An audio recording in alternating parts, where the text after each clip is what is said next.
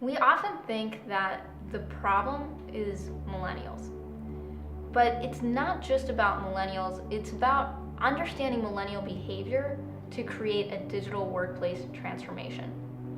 Millennials are a reflection of this digital world that we all live in today.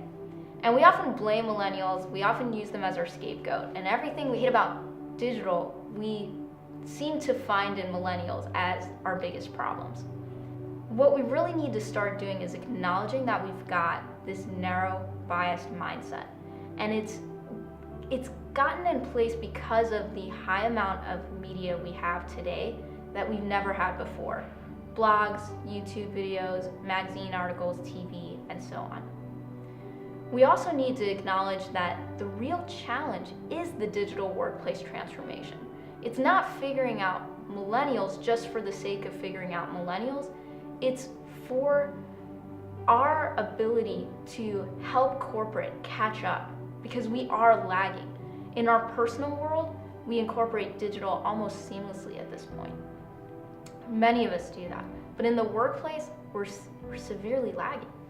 And millennials hold those clues of what we should be changing and maybe things we should be intentionally bringing forward from previous generations. And once we understand those two things, that it's really this narrow biased mindset and that what we really need to focus on is digital workplace transformation, that's when we can start learning from millennial behavior.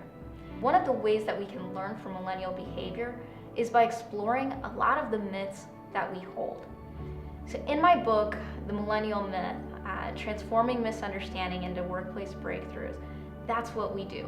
We look at 5 of the biggest millennial myths: lazy, entitled, disloyal, and so on, and we look at it from multiple lenses. We identify the core behavior at the root of these stereotypes, we look at the traditional interpretation, and we look at the modern or millennial interpretation of that same behavior.